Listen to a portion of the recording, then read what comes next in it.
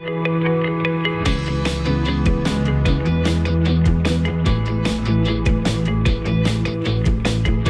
and welcome to Pastor's Perspective, sponsored by Biola University, ranked as the most comprehensively Christian university in North America. My name is Brian Perez, and if you've got a question about the Bible, the Christian faith, just about anything that's on your mind, we've made it so easy for you to call. 888-564-6173 is the phone number. Hold nothing back. Ask anything. 888-564-6173. You can also send us your questions online. We've got a few ways that you can do that. You can go to our flagship radio station's website, kwave.com, and look for the Pastor's Perspective page there under our program schedule. And then you can fill out the form. It asks for your name, your email address, stuff like that. And then you've got so many characters to send in your question. So that gets your question to us. We usually check those in the morning. Same with Facebook Messenger, the Pastor's Perspective page. You can send us a message that way or DM us on the Pastor's Perspective Instagram. But the best way to get an answer is to call us at 888-564-6173. Singing telegrams also work. Well, for some things, not for getting your question answered. At least we've never had that happen before. I'm not encouraging anyone to do that, but you could try. Smoke signals, things of that nature. 888-564-6173 is our telephone number. And answering your questions today, I think we have Bobby Conway. I cannot see Bobby, but can we hear Bobby? I know he clicked the magic link that I normally send him so that he can see the questions, but I don't know. He's not responding, so I don't think he can hear me.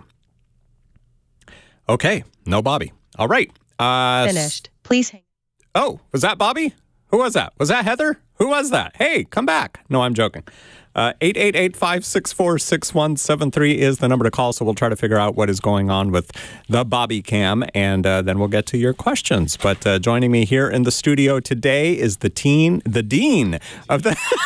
It's been a long time since I was a teen. Yes, the dean of the Talbot School of Theology at Biola University. It is Dr. Ed Stetzer. Ed, how are you? I haven't seen you in quite a while. I am so glad to be here. I have actually, I've been traveling some, but it's good to be back. I was texting our fearless leader, Brian Broderson, who I think is in the UK again. Yep. Again, he's like such a world traveler. Yes, he is. Can you imagine the frequent flyer miles? Oh, he's got a lot of frequent flyer miles. Yes. He and I are going to buy his own airplane. Yeah, but he doesn't, just so we're clear, lest we start a rumor. That's right. But he's...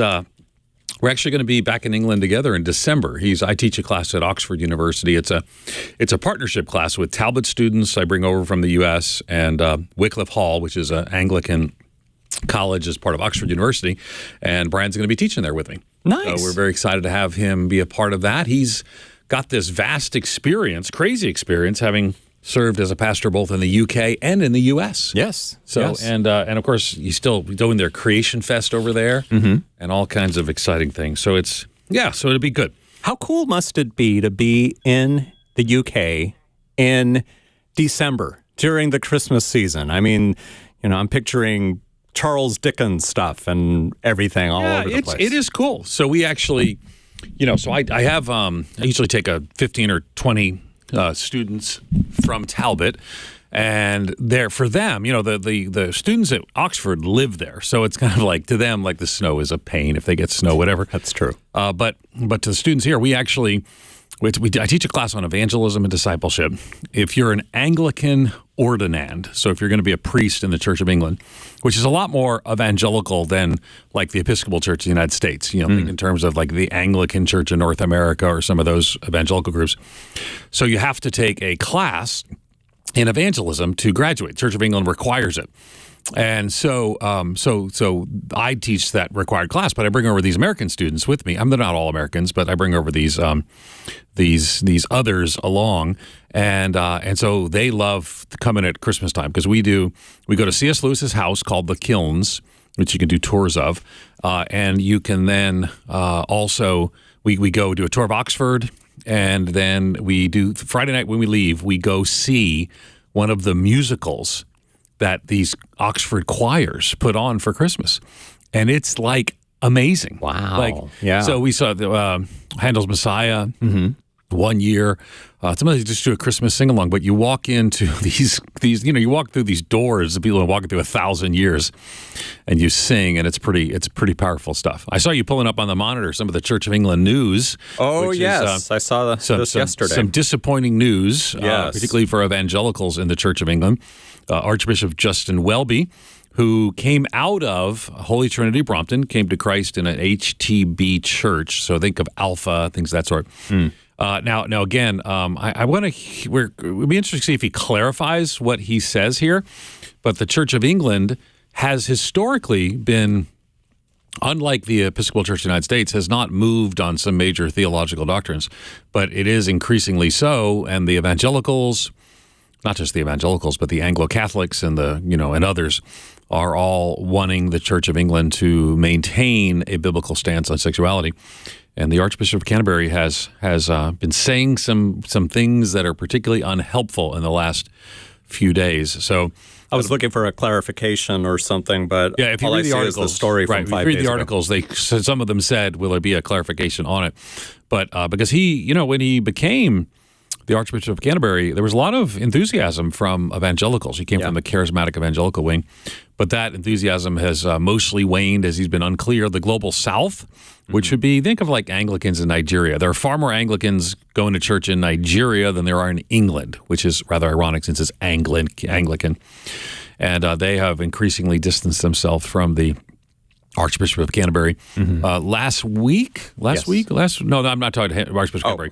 So last week I was at a church, a Reformed Episcopal church, which is an Anglican church, part of the ACNA jurisdictions, and I appreciated the clarity of the gospel I saw there. Saw it in the Eucharist, saw it in the teaching and preaching as well. So lots of good things happening in Anglicanism, not so much good things happening in the Church of England as people try to figure out how they're going to navigate this. Because what happened in the Episcopal Church was, here in the United States, I came to Christ in the charismatic movement of the Episcopal Church. So that's my spiritual birthplace.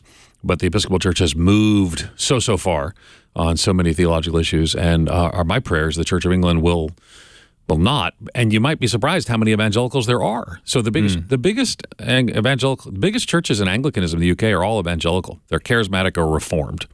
And they kept them all together. But I don't know what this means long term. Interesting. 888-564-6173 is our telephone number. You can also send us your questions online. And I see Bobby has appeared on. He has. He can't see us yet, but maybe he can hear us. Can you hear us, Bobby? Yeah, I can hear you. How do I sound? You sound okay, I guess. You sound fabulous on it for a Yeti microphone. You sound okay for a Yeti microphone. So a little brand placement, but yeah. Yeah, and by the way, I've looked through the questions on Facebook, and all those are happy to jump in. They are really good. Here's one right now before we get to the phones at 888-564-6173. Joanna writes, "My pastor told his congregation that God gave him a word to open 10 churches.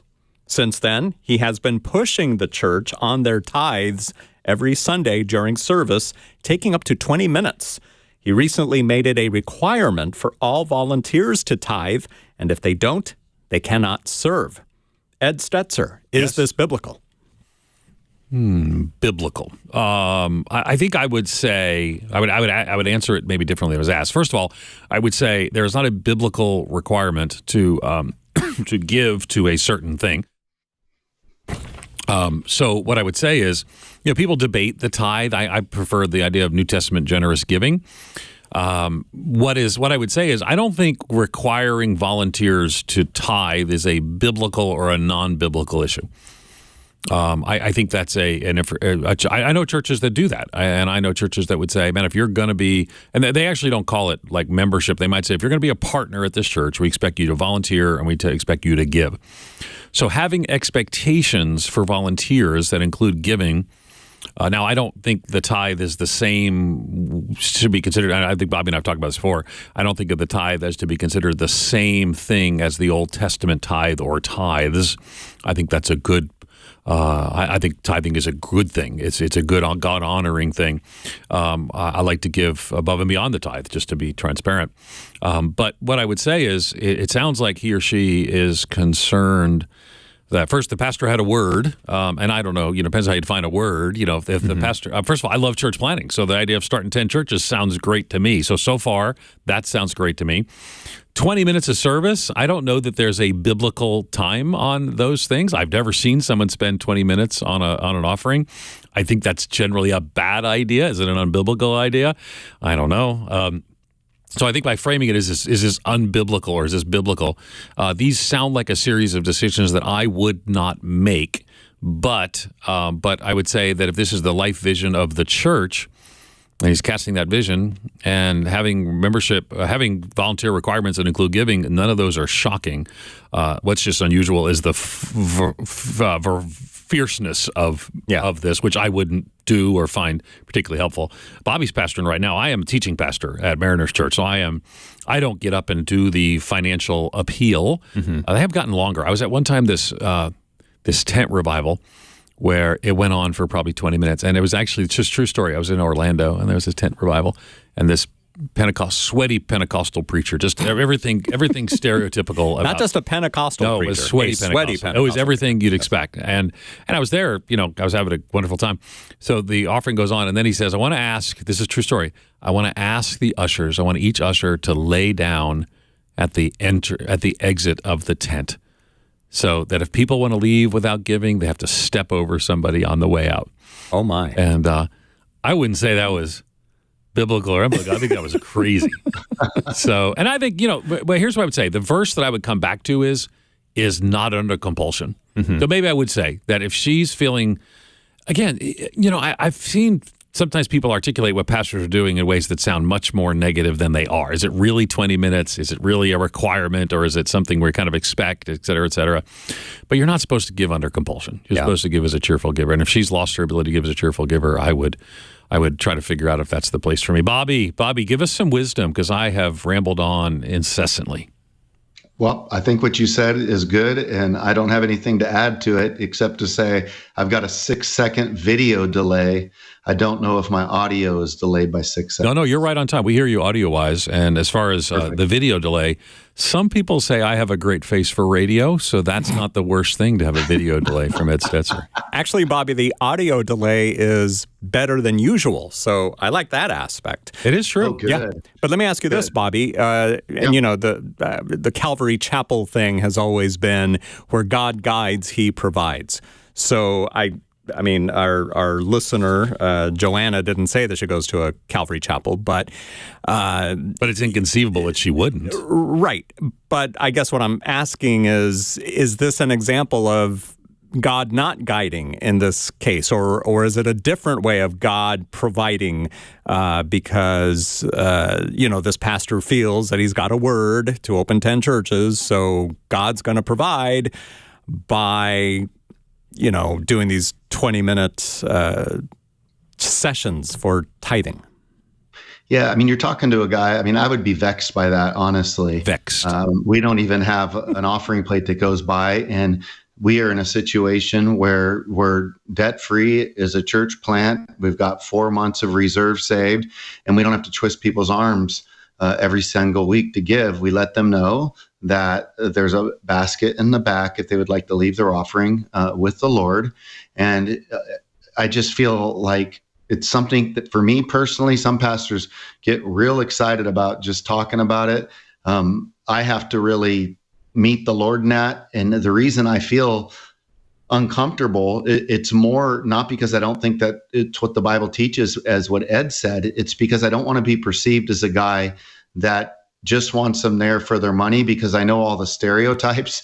So in some ways, I could do a better job probably talking about the issue because I never want to be that guy where I'm just looking desperate. And so I think when people do 20 minutes a week, the church has a lot of things. You only got 1 hour, an hour and a half each week to equip a congregation. And there's a lot that we have to address besides taking a third of the service every week to talk about money. I think trusting the Lord a little bit more, you'll see, I wouldn't be surprised, yet you'll get some people giving out of guilt, but I also wouldn't be surprised if you'll get some people tightening up, not wanting to give, and you'll get some people that come and they never end up coming because of what's happening. And if had the person just been a little bit more realistic about it, you probably would get more families and it would work out with more funds in the end. Yeah, I think he's probably right. I just, part of me wonders, like, are they doing a series on tithing and generosity? Is that the 20 minutes? Sure. I mean, I'm just kind of like, that just sounds so weird. I don't, Yeah. I'm guessing and most churches that are saying they want to plant 10 churches, I mean, they're literally giving the money away. If you're planting churches, it's not to your financial benefit. So I'm a little bit hesitant to say, sounds like a terrible situation. I'm more like, what's really going on there? I wish it was a phone call so we could ask follow-up questions. But thank you for the comment. I hope that helps. For sure. And here's another question that was sent in along the same lines. It's got to do with some stuff going on at a person's church. Some stuff. Yes. John writes in, when is it time to leave a church? I don't have any ill will against this church. I've been attending more than 20 years. There have been problems. There have been internal fights within leadership over perceived differences in LGBTQ stances. There have been continual pastoral push-outs and forced resignations. There's a lack of will and reconciliation and admission of wronging others. There have been political fights and stonewalling of budgets in the leadership circle. Certain small groups have become purely political talks rather than fellowship and focusing on the Bible. Overall, it seems to me there's a lot more of fear and a lack in trust in God throughout my church. The issue is my small group and fellowship is still healthy. It's a good group of people. We care for each other. We still try our best to focus on God. But when is it the right time to leave? Is it healthy to ignore the rest of the chaos in the larger church if your fellowship is healthy? Bobby, what say you? Well, there's an example. I mean, sometimes you can have an unhealthy heart, but a healthy set of kidneys. And so it doesn't mean because one part is unhealthy that everything's unhealthy. But here's the deal. If you don't address the one area that's unhealthy, it will metastasize. I would say, as it relates to leaving a church, it should always be, in my opinion, a last resort. I think people should be thoughtful before they join and even thinking about what it is that they're looking for in a church. I also think that before you leave, there's questions that you might have. How are we theologically aligned? How are we philosophically aligned? And how much trust do I have in the leadership? And if you trust the leadership and you feel like there's some philosophical differences, you might be able to live with that. If you trust the leadership and you don't see eye to eye on some of the theology, you might be able to live with that. If you don't trust the leadership, you're going to be second guessing it. So you want to have that conversation. So I would say, are there trust issues being built up?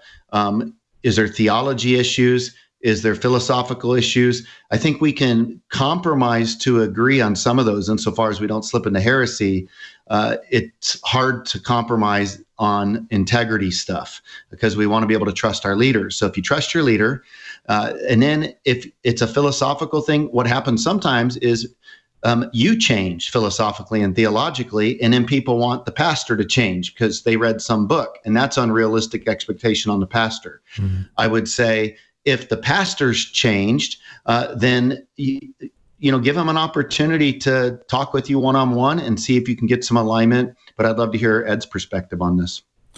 Yeah, I'm kind of the view that you should join a church slowly and be long-suffering at a church. Yeah. But in answer to the person's specific, what's his name? John. John's specific question. When a church, right at the beginning, you started talking about, perceived stances on issues that, to me, if the stances actually change, would be things that I would leave a church over. So, Bobby referred to like heresy or false teaching. Those were things I would leave a church over. But there are things like at my church that I don't agree with. Now, I'm at Mariners Church, right? So you say, well, it's got a big footprint in SoCal. So what do you disagree with? Well, there's no value in me saying that, but I'm a teaching pastor. I'm not the senior pastor, and the church has been around for decades, and I can assure you that Eric Geiger probably wouldn't do every single thing the way it was done beforehand, and probably has made decisions to address some things and not address others. But I'm probably 8 out of 10 with Mariners Church. I'm happy. I might do a couple of things differently. And that's fine. So, but there's no teaching that's false teaching. There's some practices that I might do differently. And so I would say that's the boundary for me. Now, it sounds like, that was a long list of like challenging things. So if the church is unhealthy, but you're just experiencing life, wonderful life together and gospel community with your small group, I'd probably be still more inclined to stay than to leave. I would say. Yeah, that's good stuff. I feel like, do you give the 8 out of the 10? Here's the funny thing. We started Image Church 4 years ago, and I'm probably about an 8 out of 10, and I'm the lead pastor. I don't agree with everything that's going on. And part of the reason I don't agree with everything that's going on, because I'm not trying to do everything my way. Yeah, that's good. It requires for us to be a healthy church. For me, like, for example, our pastoral team is diverse, and some pastors believe you got to have everybody see things exactly the same way down the line. And I feel like, well, what's the greater unity? Forcing everybody to believe your way, which might change if you keep reading and growing, or is it a greater unity to not always see things eye to eye, but you still have unity in spite of some of that? And on our elder team, we're sound on the theological issues, but how that's played out politically looks different. Like, for example, myself, I am a moral conservative. I'm an independent. I have thought through where my viewpoints are, and we've had intense but bonding conversations where I'm like, I just don't get this on this level. And they might say, but here's why. And I try to listen as much as I can. But I feel like there's something that God can be honored by, is a group of guys that are trying to come together and giving the freedom to differ, to air things out, and then also to realize that, you know what, maybe we all have some blind spots. I have my views, they have their views, but at the end of the day, I know that they're solid, godly Christians that I serve with. Yeah, and I think that, I wouldn't leave my church over political differences. I mean, I guess probably it says if somebody had an entirely different worldview that led them to, but if someone might say, I just can't vote for this person for this reason, I can't vote for that person for that reason. So I think that one of the things we learned the last few years is that people are far too quick, I think, to leave their churches. And right now, people are sorting themselves out of churches ideologically rather than theologically. Well, I wish my church was punching at this topic more or punching at this topic less. And I would say I'm far more concerned that my church is solid doctrinally, that it's got a sense of biblical community, but also, biblical values of teaching. So I think that's, when I was at the Moody Church, I was at the Moody Church for 4 years. And, it's a traditional church. I don't come from a traditional church background. I was wearing a suit and tie, choir and an orchestra. That was, that was different. But also, it was from a dispensational background. I might not be as dispensational, or it was actually more reformed under Erwin Lutzer. And, there might be things that I tend to be more reformed. So there are places where I would align differently on some theological reasons. But it's also an urban church with people from 70 countries. And, we had people with ideological differences, and we were able to walk together as gospel partners. I thought that was a beautiful thing. For sure. John, thank you for sending in your question online. And one other thing on this topic, some people might say that maybe John and his little group should form their own church. They should break away and, start their own thing at like a home Bible study or something. But then doesn't that lead to, and I'm not saying John's doing this, but that this group thinks that they're better or they've got it more together than the main congregation as a whole, or at least the leadership. Bobby, what would you say? That could happen. I think Bobby that's always a possibility. Bobby does not sound that he thinks that's going to happen, Brian. Brian's like, I guess so, Brian. That's a silly question. I'm the guy who comes up with the... Yeah, you just come up with these weird hypotheticals. Yes. Like, what if... Bobby, thank you for being patient with Brian's not realistic question. I do think that if there is some stuff going on, to always be mindful. You can get put in an awkward position when you're struggling with maybe some of the decisions of the leadership.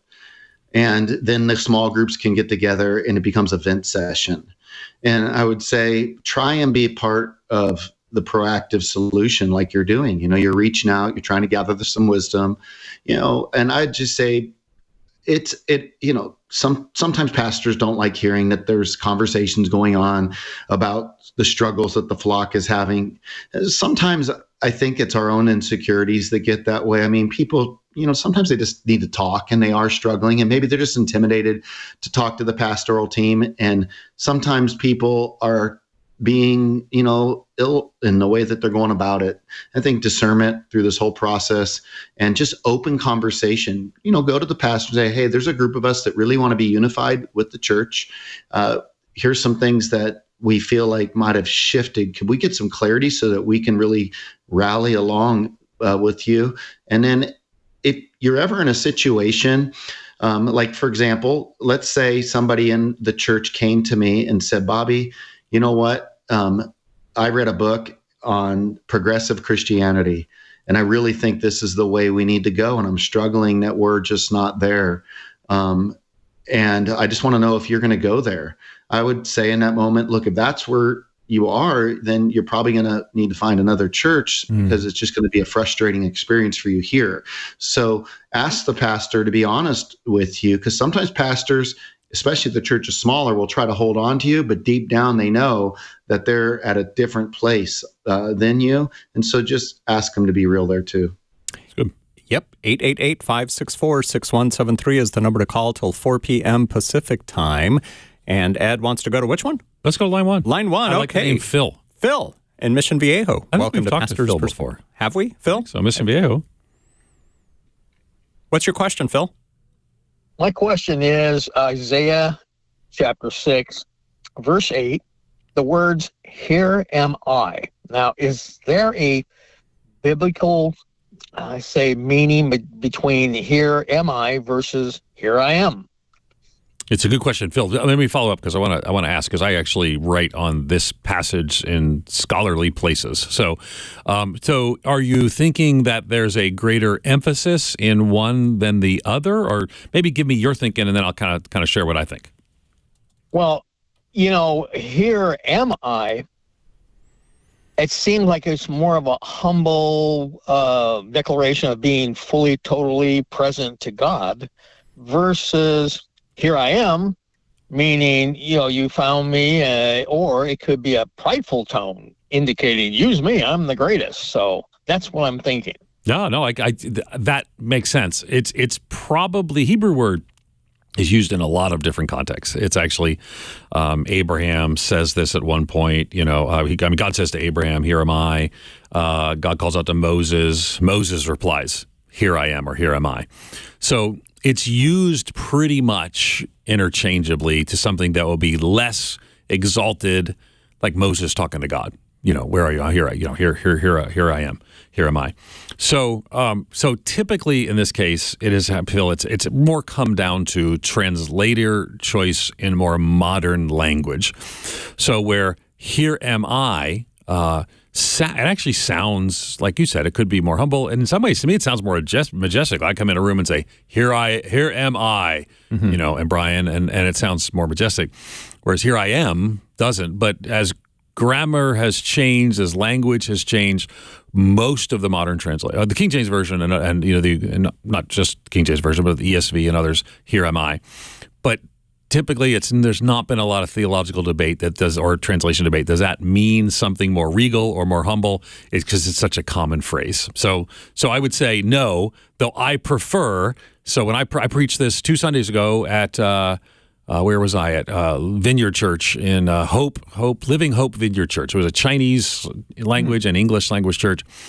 And I prefer here am I, and I say that because I just like the language better, but it's more of a translation choice than anything else. Not I think a theological or biblical difference. Any thoughts, Bobby, in 30 seconds?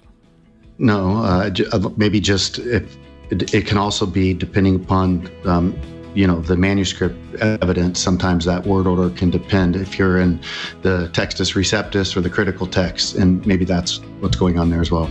Phil, thank you for your phone call today on Pastor's Perspective. We're going to take a break, and we'll be back with more of your questions. 888-564-6173 is the number to call until 4 p.m. Pacific Time. Ed Stetzer and Bobby Conway would love to hear from you at 888-564-6173. Yeah, you can send us your questions online as well, but the best way to get an answer is to call us, and we'll do our best to get to your call before 4 p.m. Pacific Time today. The number is 888-564-6173.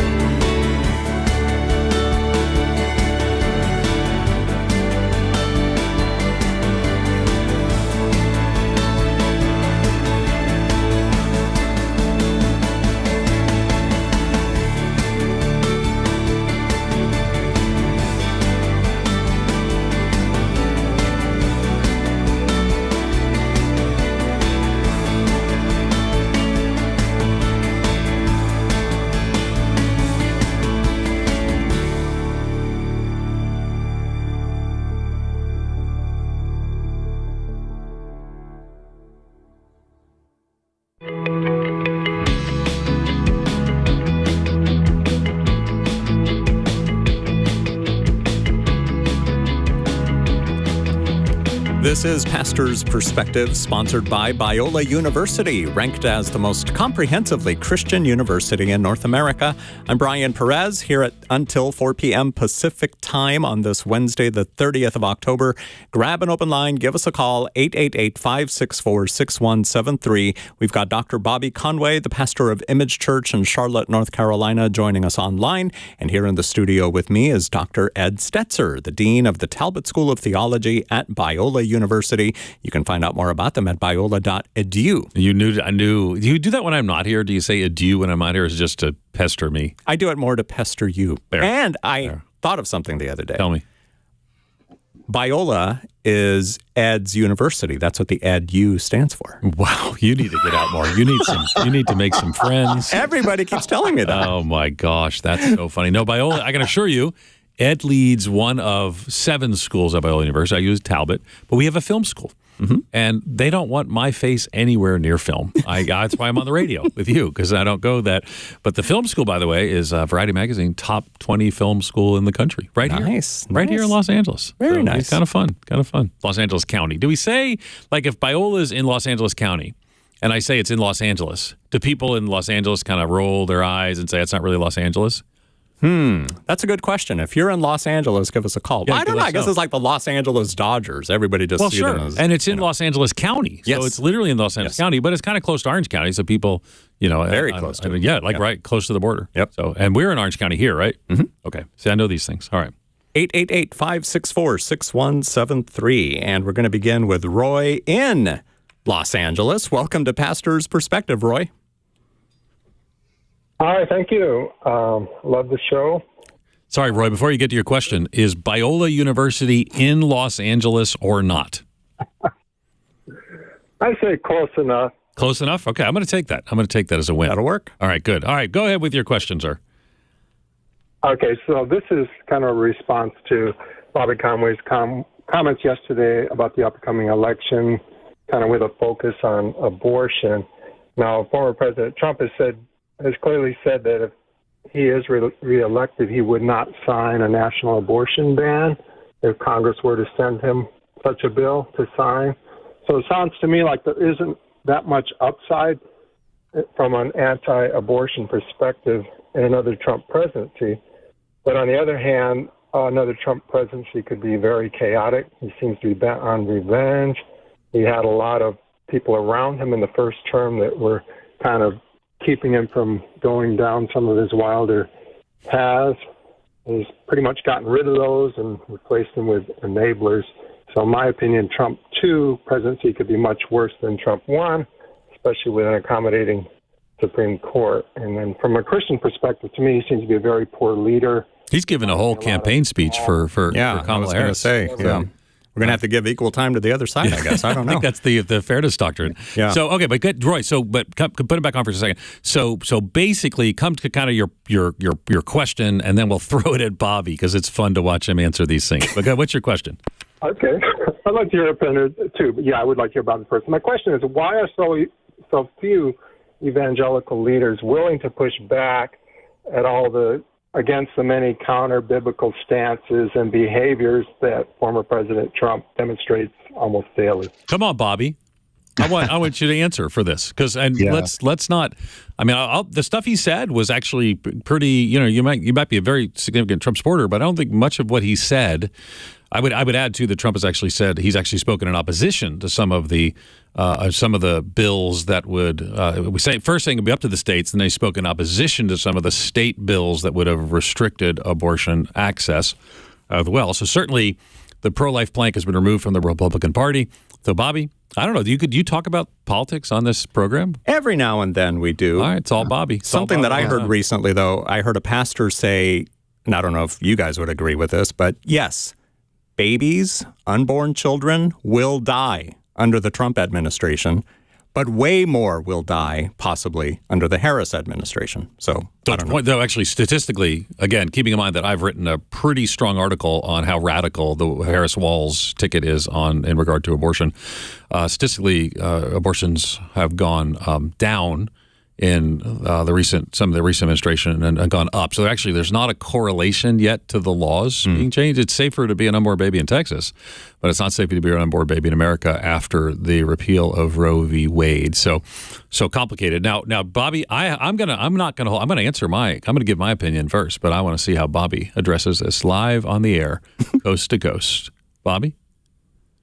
So what, Ed, you just said, that's actually also stuff that people talk about, but there's also new research out challenging that as well. So I think that that's one of those things that both of us would agree that it's tough sometimes just to get to the bottom of what those exact numbers are. But I just read a piece yesterday that was saying, it's commonly believed by people that there's been more abortions, if not.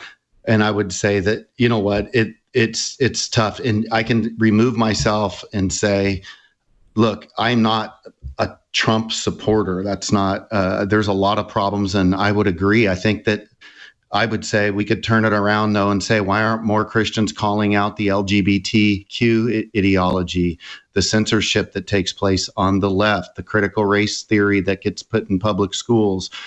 That can become problematic for some people when you listen to others. And then it can be, why don't people call out Trump's character more, or some of the statements that he says, that he's abrasive? And I think that's wrong, right? I mean, I would agree, because so for me, it's unfortunate because I'm not excited about either candidate.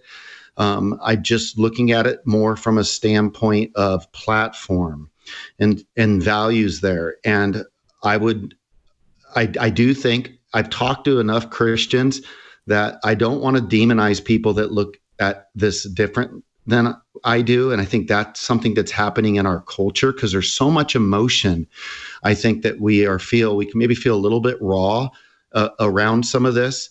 And there are people and on that, I think that depending upon the algorithms that we're in, we can be believing certain things.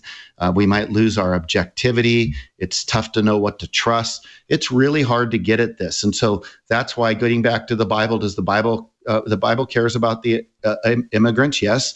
And we should have a process. And I think by and large, most people would see that. When it comes to abortion, I think that the Bible would make a case for pro-life. When it comes to marriage, I can see that being between a man and a woman. My concerns are, as you have an emerging group of activists in the younger generation. We've seen this on the college campuses. And I just am concerned more about freedoms in the future. But now people will hear that and they'll say, but we're worried about Trump taking away by turning this thing into a dictatorship.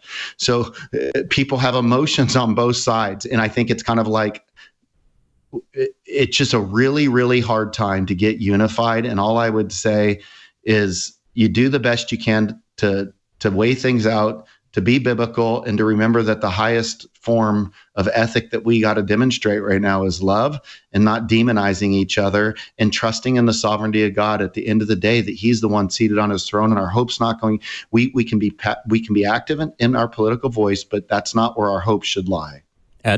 That was kind of a weak answer from Bobby, don't you think? What did you expect him to say? Okay, no, I'm not a weak answer, brother. Love you. So I would say that, specifically to Roy's question. Roy's question was, why haven't evangelical leaders called out these things? And Roy, you don't, of course, know me from Adam. But if you Google my name and any of the presidential candidates, you would find my articles in USA Today, CNN, Christian publications, and more. I have. And I will tell you, it has been costly at times to speak about, I think Trump has significant character issues. And I've written about them. I think that Harris has significant characters, but also I would say too, she did her closing. They called it her closing speech. She spoke at the Capitol and said she wants to. I'm trying to see the Drudge Report had the headline. I saw it last night to see if it's still up there. It was something to the effect of I pledge to find common ground. Is still on the front page, middle of Drudge, and I would say. I've not heard that on some issues that are very important to me. For example, she just last week specifically said that she was asked about what about people have conscience objections to abortion, which is typically meant to be Catholic hospitals don't want to do abortion. She said, I don't think we can put those kind of objections between people and their rights. I think she should clarify what she meant, but it was pretty clear to read that's further than where Biden was, who Biden himself shifted drastically. From supporting certain restrictions to not. And on issues of sexuality and gender, Harris is a big supporter of the Equality Act, which is the greatest threat to religious liberty in America in our lifetime. The Equality Act, as implemented, would have significant ramifications for schools like Bible University. For the greatest threat to religious liberty in our lifetime in America. So again, yet. You can Google my name and Donald Trump, and you'll see lots of thoughts that I've said his comments about immigrants and refugees, those things that came out of the Madison Square Garden. No, it was just a comedian. What kind of world do we want to live in when those are the kind of things are said about Latinos and about Puerto Rico and more? So I think everyone sort of feels the need to defend their person. Here's where I am. And this is where I'm kind of where Bobby is. I think both of these candidates are they're just not places where you can defend most of what they've said or done. So people then have to make a choice. Now, there are going to be people listening who are all in on the candidate, and you're going to be offended by what I say, and I get that. This is my view, my opinion, is that you're going to say, so what's my best voting choice? Now, I live in California, so everyone, we already know that this is going to go for Kamala Harris. So what's my best voting choice? And sometimes people talk about the lesser of two evils. Spurgeon said, when forced to choose between the lesser of two evils, choose neither. So some people are going to say, I'm going to vote third party. And then people might say, well, that's a vote for whatever because it's so close. So here's what I would say. In the Westminster Catechism, it says to not bind the conscience of another. So I can't and don't say who I'm voting for. Again, but this is what it frustrates people because I try to call balls and strikes. So when I wrote an article after Walz was chosen as the vice presidential candidate by Vice President Kamala Harris, and I pointed out just the facts. This ticket is the most radically pro-choice or pro-abortion ticket in the history of America, and puts, if they were to get where they want to go, it would put the United States back in the place with 7 countries who have such extreme abortion laws, including China and North Korea as wow. 7 of them. And that's, by the way, fact-checked in the Washington Post. So that's not like Ed Stetzer making up stuff. Mm-hmm. That's fact-checked in the Washington Post. I cited that in my article about how radical it was.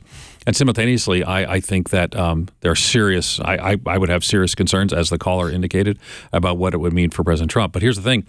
For most people, they'll have a binary choice. And I would ask you to pray about it, vote in a way that reflects your conscience. And I voted already, so I feel good that I voted according to my values, and I voted according to biblical principles, and recognizing that this is not great election situation. So. Mm-hmm. So again, yeah. All kinds of people don't agree with that, and you can call up and talk to Bobby at 888-564-6173. That's 888-564-6173. Yeah. Well, Ed, again, I appreciate that you're pointing out some things on both sides, because I think if we just think either candidate it hung the moon, that's problematic. I think we're in a situation where the next 4 years is going to be hard either way. Agreed. Because so many people don't like Kamala and so many people don't like Trump. My burden as a voter is to vote. The Equality Act is very concerning to me. Mutilating children's, transgender at a young age and not giving them the opportunity to grow up can be concerning. But that's not because of lack of compassion. It's because I have a compassion. I want to make sure that we don't do something prematurely. And even there are people that are trans that actually agree with that as well. Like they think, yeah, you need to let them grow up a little bit. I feel like the fact that you have you're running on abortion.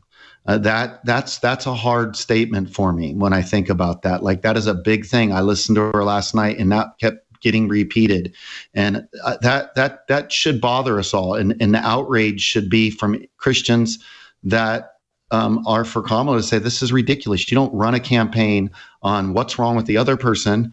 Therefore, choose me, and in making so much emphasis on abortion. And so I'm that's something that sits heavy with me. I think that Trump can be volatile, unpredictable, impulsive. He did say, I listened today, that it was unfortunate that those statements were said. Whether or not he's aware the comedian was there, I don't know, but I heard him say that it's wrong and it shouldn't have been said by the comedian. But I will say, you also hear that on the other side, satire. So it's not like it's just both sides are doing this. Both sides are I think it got some blinders on. And what you did, Ed, is I felt like you were trying to point out some issues on both sides. And to Roy's question, I would just say, Roy, hopefully we did that. But hopefully if you're pro-Kamala, you could say, yeah, this is disappointing what you guys are bringing out about the Equality Act and abortion. Kamala. No, Kamala. It's don't mispronounce people's names. But anyway, I know it's your That's North easy Carolina. for you to say. Your name is Ed. Well, that's true. Nobody can. It's funny though. You know that Africans, people, particularly African immigrants, they tend to pronounce on two-letter words. They tend to pronounce each letter. So they call me Ede when I mean Ed Day, and I'm like, Ede. oh, just Ed, and it's not. It's like for us trying to say some difficult another language where we don't have it in our thing. But anyway, super. Hey, Garrett, Roy, I'm just saying, well-articulated question. Thanks for letting us go on for a while about it. Indeed. Amanda in Glendora, you're next on Pastor's Perspective. Thanks for calling 888-564-6173. Hi, thank you for taking my call. Hi, pastors. Hi, Brian. You guys are the best. Thank you. You guys every single day with my baby. Oh, fun. Long before that. But my question is, does God expect believers to love others unconditionally? And I'll be listening, but I'm going to hang up so my baby doesn't distract you guys. Oh, that's fun. We love being distracted by babies. That's fun. We love babies. Yes, we do. Now, can I just ask you really quick why you're asking this question? She might have left. Let's see. Sure. No, I'm still here. Thank you. I was looking at my son and admiring him, and I was just thinking how I don't want my child ever to go through any pain, and I can see that God would probably feel the same way about us. That's why he sent us Jesus Christ to die on the cross for our sins. But it just got me thinking about unconditional love and how much turmoil and hardship there is in the world and how relationships are so hard. And I can see myself loving my son unconditionally, but I don't know if I can love everybody unconditionally or if God expects us to in the first place. Okay, Bobby, we'll start with you. God, that is the standard. I mean, God says, be holy as I'm holy. And part of that would, be mirroring his agape love. And so the Bible, it calls us to an agape love for one another, which is unconditional love. And then we get the gospel as kind of the example. Jesus is our moral exemplar. And so his cross worked out in our daily life can be a reminder for what unconditional love looks like. But this is no easy task. It's going to take the Holy Spirit's help. It's going to take contemplation on the gospel. And God will give us ample opportunities to do this. I mean, I think, one of the reasons God allows us to get hurt in life is so that we can learn to forgive in life. We can't forgive unless we've been hurt, and we can't be like Jesus unless we learn to forgive. And so he allows us to get hurt so that we can forgive, so that we can be like Jesus. It's the playground of life that often really beats us up along the way. What do you think, Ed? Yeah, I do think it might be helpful to say that the love you have for your child is not the same kind of love you need to have for others. Yeah. There's even Greek words that, probably you hear in church at some point, people talk about agape, which is like this kind of universal brotherly love. And I think that loving our neighbors, loving our enemies, I think those are pretty normative things, but it's tricky. And I would say, like Bobby so getting at right, is that, man, I don't love everybody. I don't. There are times when I ask the Lord to help me with that. So, but I do think that standard is a perfect standard to which I fall short. But I think kind of categorizing loves a little differently, rightly ordering our loves.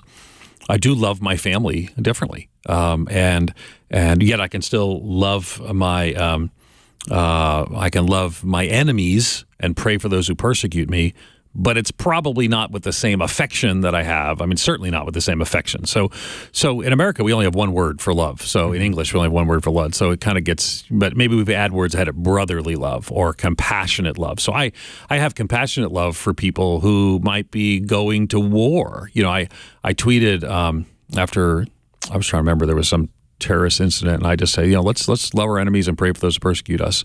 And people got mad about it. I'm like, oh, there's Jesus' words.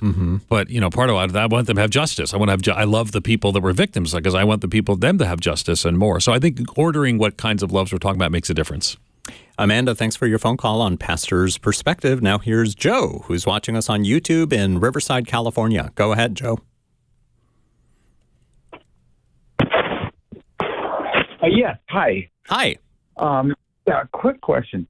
So I hear pastors talk a lot about suffering and that it's something that God uses for us in our Christian lives to mature us, to purify us from sin. Do you think that's true, or? Bobby? Well, the Bible says that suffering produces perseverance, perseverance produces character, and character produces hope. I hate to suffer. Let me be the first to say it. I mean, my shadow would be temptation toward hedonism, that I have to make sure that I have kind of the hedonism that John Piper talked about, a Christian hedonism, where God is most glorified in you and you are most satisfied in him, one of the greatest quotes of all time. But I feel like when it comes to suffering, it's tough. We want to get out of it instead of asking what we can get out of it. And God can produce so much in our life. And I think that most of us recognize that once we've had a good dose of suffering, we would never want to return there, but we also wouldn't want to lose the traits that came, the long suffering. Suffering puts you a part of the circle of compassion. It makes us more empathetic. It allows us to be able to learn other perspectives. It protects us from, often just sitting in thinking, well, if I was that person, I'd do it this way. You go through life and you get beat up enough by it, and you just realize that, you know what, we're all pretty messed up. I think that the Christian worldview, we have a God who suffered in Jesus and on our behalf and gives us an example. I think we have a God that we can lean into. I think that we have a God that understands our suffering, and we have plenty of material in the Bible to show us how these people suffered and were faithful. And sometimes the suffering is so hard because it goes against the American dream and the American idea of things. And we're just prone to not really see the value of suffering. I do think there's a lot in it, but hey, it's not so valuable that God wants to keep it in our eternal experience in heaven. So I'm thankful for that. For sure. Ron in Prescott, Arizona, you're on Pastor's Perspective. Hi. Good afternoon, pastors. You already answered my question about should we vote for the lesser of two evil candidate, but what about the party, the lesser of two evils political party?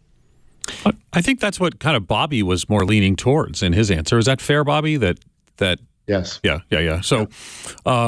So I do think that there is, I think you have to acknowledge that where the Democratic Party is on some things is significantly worse away from biblical principles than where the Republican Party is on some things. I think most evangelicals would say that. I think most evangelicals who aren't going to vote for President Trump, former President Trump, are going to say that because of his character and because of his, just the things that he says that indicates maybe an erratic response to things. So I think that's where Bobby would be. Part of the difference is Bobby's in a state that actually his vote actually counts. I'm in a state where my vote doesn't count. The joys of the Electoral College. So, for me, as I prayed through, I wanted to vote with a vote that aligned with my values, and so I voted for. I don't share who I voted for, but I voted for things that I thought would best advance. Abortion is a primary consideration for me. It's not the only consideration, but I voted for what I think would advance the cause of life among the unborn. And imagine who that was for. So I voted for. Well, you don't know. I voted for somebody who spoke sanely of immigrants and refugees and not demonizing others. I voted for someone who I think would would help us to navigate some of the racial tension in our country. I voted for someone who I thought would protect religious freedom, and I voted for the person that I thought would best do those 4 things that rose to the surface for me, and that's where I voted. And Kind of sounds like Ed voted for a third-party candidate or something. I'm not sharing who I voted for. Okay, it's a long tradition that pastors don't share who they vote for. I think that's a good thing. But I do think I teach biblical principles. We should call balls and strikes. That we're really in a situation that's not an easy place, and we should love each other even when we disagree. That is all the time we have on today's program. Thank you so much for listening. Thank you for watching. We're going to archive today's episode on all the usual places a little bit later so you can watch or listen again. And we'll be back tomorrow between 3 and 4 p.m. Pacific time, and would love to hear from you. God bless you. Thanks for listening. Thanks for watching. For Bobby Conway and Ed Stetzer, the Dean of the Talbot School of Theology at Biola University, this is Pastor's Perspective, sponsored by Biola University, ranked as the most comprehensively Christian university in North America.